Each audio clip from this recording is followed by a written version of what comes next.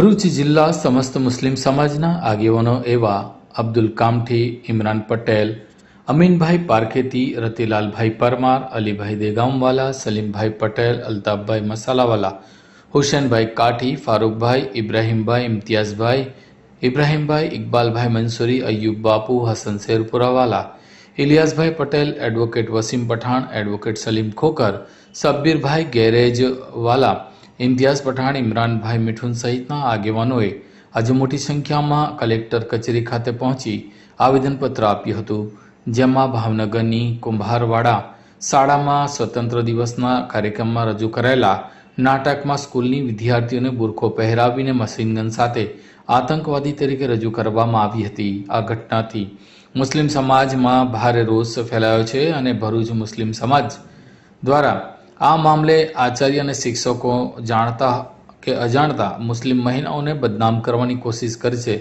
તેવું તેમનું માનવું છે. આ નાટક થકી વિદ્યાર્થી અને વાલીઓને ઉપસ્થિત જનસમૂહમાં મુસ્લિમ સમાજ પ્રત્યે ધાર્મિક લાગણી દુભાય તેવું વાતાવરણ ઊભું કરવા બદલ સરકાર દ્વારા પોલીસ તંત્રની મદદ લઈ સ્કૂલના આચાર્યને સંકળાયેલા શિક્ષકો સામે કાયદેસરની પગલાં ભરવાની માંગ કરી હતી. તો બીજી તરફ અમદાવાદના મણિનગર ખાતે આવેલ સેવન્થ ડે સ્કૂલમાં વિદ્યાર્થીઓ વચ્ચે થયેલી મારામારીની ઘટનામાં વિદ્યાર્થી નયન સંતાણીનું દુઃખદ મોત થયાના મામલે પણ તેમણે તીવ્ર પ્રતિક્રિયા આપી હતી. ગુજરાત સરકાર અને અમદાવાદ પોલીસના ઘટનામાં કડકમાં કડક પગલાં ભરે તેવી માંગ કરી હતી અને મૃતક વિદ્યાર્થીને ન્યાય મળે અને હત્યારા આરોપીને કડકમાં કડક સજા થાય તેવી માંગણી કરી હતી.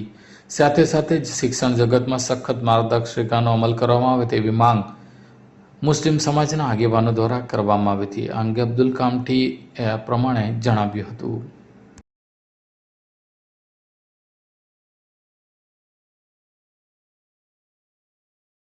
આજ રોજ સમસ્ત ભરૂચ જિલ્લા મુસ્લિમ સમાજ તથા અન્ય ધર્મના લોકો દ્વારા અમે ભરૂચના કલેક્ટર શ્રી મારફતે રાજ્યના રાજ્યપાલ શ્રી, ગૃહમંત્રી, મુખ્યમંત્રી અને શિક્ષણ મંત્રીને અપીલ કરવામાં આવેલા છે કે 15મી ઓગસ્ટના દિવસે સ્વતંત્ર 79માં સ્વતંત્ર દિવસે સમગ્ર ભારત દેશના તમામ લોકો હર્ષ અને ઉલ્લાસથી ઉજવણી કરતા હતા. એ દરમિયાન ભાવનગરની કુંભારવાડા સ્કૂલની અંદર એક નાટક રજૂ કરવામાં આવ્યું, ઓપરેશન સિંદૂરનું અને પહેલગામનું. એમાં બુરખો પહેરેલી નાની નાની દીકરીઓને કોઈ હથિયાર આપી અને ફાયરિંગ કરતા એવા દ્રશ્યો બતાવવામાં આવેલા છે. આનાથી સમગ્ર હિન્દુસ્તાનની મા બહેનોને બદનામ કરવાના કાવતરું ગણાય. તમે આતંકવાદનો કોઈ ધર્મ નથી હોતો. જ્યારે આવી ઘટના બનેલી ત્યારે પહેલગામની ઘટના વખતે હિન્દુસ્તાનનો મુસલમાન રોડ પર આવેલો હતો અને સરકારની સાથે અને આર્મીની સાથે ઉભેલો હતો અને અમે માંગ કરેલી જે તે સમયે કે આ આતંકવાદીઓ સામે ખટલો ચલાવવાનો નહીં, એમને સીધી ગોળીઓ જ મારવાની. જ્યારે ભારતની વીર સેનાએ આ પરિક્રમ કરી બતાવ્યું ત્યારે હિન્દુસ્તાનનો મુસલમાન રોડ પર આવ્યો હતો અને અમે સરકારની અને સેનાની સરાહના કરી હતી. પરંતુ આ ભાવનગરની જે ઘટના બનેલી છે કે મુસ્લિમ મા દીકરીઓના બુરખા પહેરાવીને જે ફાયરિંગ કરતા ઘટના બને એનાથી મુસ્લિમ સમાજ અલગ છે. શિક્ષણના ધામમાં આવું ન હોવું જોઈએ. એટલે ત્યાંના આચાર્ય અને પ્રિન્સિપલની સામે કાયદેસરની કાર્યવાહી થવી જોઈએ. જે બાળકો આ રોલ ભજવે એમનો કોઈ કસૂર નથી ને નાના બાળકો છે, પરંતુ ત્યાં હજારો બાળકો બેસેલા હતા. એમની માનસિકમાં એમને કેવી અસર પડી હશે કે શું જે લોકો બુરખા પહેરે તે આતંકવાદી હોય? એટલે અમે સરકાર પાસે માંગણી કરી કે આ શિક્ષક સામે કાયદેસરની કાર્યવાહી કરીને આચાર્ય સામે અને અમને મુસ્લિમ સમાજની મા બહેનોને ન્યાય આપે. અને અમદાવાદની સેવન ડે સ્કૂલમાં જે ઘટના બની જેમાં એક નિર્દોષ બાળકનો જીવ ગયેલો છે એની અમે નિંદા કરીએ જ અને વખોડીએ આ ઘટનાને અને સરકાર પાસે માંગણી કરીએ કે આરોપીમાં એવી સજા આપવામાં આવે કે ભવિષ્યમાં આવી કોઈ ઘટનાનું નિર્માણ ન થાય અને આરોપીને ન્યાય, ફરિયાદીને ન્યાય મળે અને જસ્ટિસ મળે. બીજા નંબરે અમે ભરૂચ જિલ્લા ગુજરાતના શિક્ષણ મંત્રી અને ભરૂચના ડીઓ સાહેબને ખાસ અપીલ કરીએ છીએ, શિક્ષણ અધિકારીશ્રીને, કે ભરૂચ જિલ્લામાં આવી કોઈ ઘટનાનું નિર્માણ ન થાય. તમામ સ્કૂલોમાં ચેકિંગ કરવામાં આવે ત્યાંનું પ્રશાસન સાથે અને ભરૂચના નવા નિમાયેલા એસપી મકવાણા સાહેબને પણ આપના માધ્યમથી અપીલ કરીએ કે પોલીસ દ્વારા તમામ સ્કૂલોમાં જઈને અવેરનેસના પ્રોગ્રામો ઊભા કરવામાં આવે જેથી કરીને બાળકો આવો કોઈ ગુનાહિત કૃત્યો કરતા અટકે.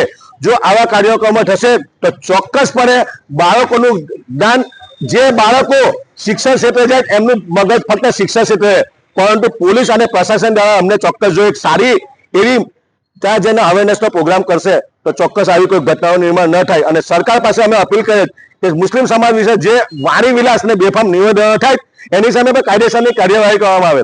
એક વ્યક્તિએ ગુનો કર્યો, આખા 25 કરોડ મુસલમાનોને તમે આવી ટાર્ગેટ કરો એ યોગ્ય બાબત નથી. આ તો એક ફૂલોનો બાગ છે હિન્દુસ્તાનનો, એમાં 10 જાતના અલગ અલગ ફૂલો હોય. જો એમાં તમે એક ફૂલને સાઈડ પર કરશો ને તો આખી બગીચાની ખૂબસૂરતી ઘટી જશે. એટલે તમે મુસલમાનો સાથે જે આવી રીતે બેફામ નિવેદન એમની સામે પણ કાયદેસરની કાર્યવાહી કરવામાં આવે. કોઈ પણ ધર્મ ન હોય, કોઈ પણ જાતિ ન હોય, એને છોડવામાં ના આવે. ફરી વખતે ભાવનગરની ઘટનામાં કાયદેસરની કાર્યવાહી થઈ અને અમદાવાદની જે દીકરાને ઘટના બની એ દીકરાને ન્યાય મળે, જસ્ટિસ મળે ને આરોપીને સખતમાં સખત સજા થાય એવી અમારા તમામ લોકોને આજે માંગણી છે.